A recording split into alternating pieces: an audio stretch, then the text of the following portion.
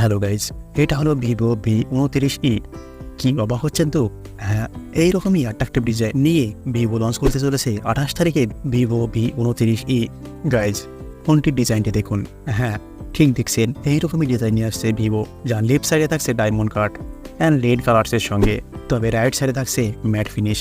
কোয়ারের finish থাকছে, back সাইডে দুটি ক্যামেরা থাকছে অ্যান্ড ডায়মন্ড কাট যেখানে রয়েছে সেখানে রয়েছে ভিভোর লোগো অ্যান্ড এটি রয়েছে গ্লোসি ফিনিশ।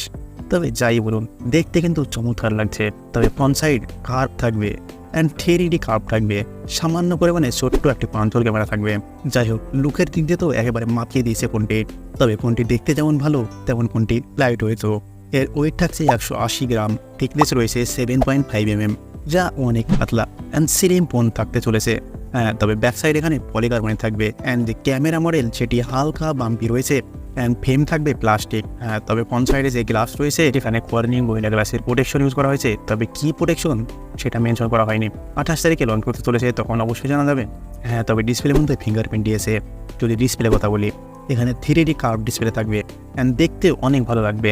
তবে ডিসপ্লে থাকবে এখানে 6.73 ইঞ্চের ডিসপ্লে, অ্যামোলেড ডিসপ্লে, ফুল HD+, 120 হার্জ রিফ্রেশ থাকবে, 480 হার্জের টাচ স্যাম্পলিং রেট থাকবে, 8 প্রসেসর সাপোর্টও রয়েছে।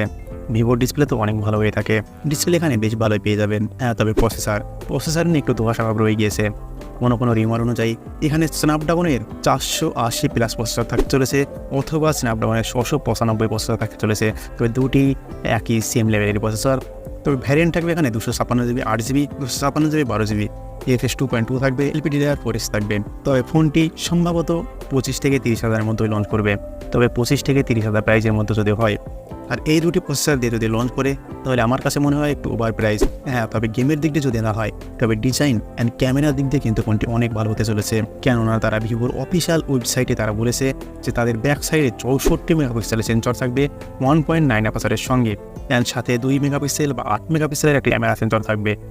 যদি 2 মেগাপিক্সেল দেয় তাহলে ডিপ সেন্সর হবে, আর যদি 8 মেগাপিক্সেল দেয় তাহলে আল্ট্রা ওয়াইড থাকবে। তবে ব্যাক সাইডে 4K ভিডিও রেকর্ডিং বলতে পারবেন, বাট ফ্রন্ট সাইডে যারা সেলফি লাভার তাদেরকে অবাক করে দিচ্ছে এই ফোনটি। 50 মেগাপিক্সেলের 2.0 অ্যাপারচারের সঙ্গে ফ্রন্ট সাইডে ক্যামেরা থাকবে। যারা সেলফি তুলতে ভালোবাসেন বা সেলফি দিয়ে ভিডিও করতে ভালোবাসেন, তাদের জন্য এই ফোনটি হয়তো বেস্ট ফোন সাবিত হতে পারে। তবে ফোনটিতে ব্যাটারি থাকতে চলেছে 5000 mAh ব্যাটারি অ্যান্ড 44 ওয়াটের ফাস্ট চার্জার থাকতে চলেছে। একটি কথা বলতে ভুলে গিয়েছি, যেখানে এই ফোনটিতে IP54 ওয়াটার রেজিস্ট্যান্স থাকবে, যা হয়তো একটু পানি ছিটা করলে ফোনটির কোনো ক্ষতি হবে না। আর তবে 8GB ভার্চুয়াল র্যামও এখানে অ্যাড করতে পারবেন। যাই হোক, এই ফোনটি যারা ক্যামেরা লাভার তারা এই ফোনটি অবশ্যই বাই করতে পারেন, তার জন্য ওয়েট করতে পারেন।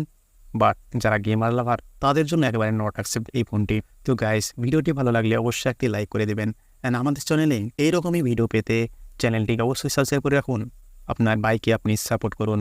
সো বন্ধুরা, ভালো থাকবেন, সুস্থ থাকবেন সবাই।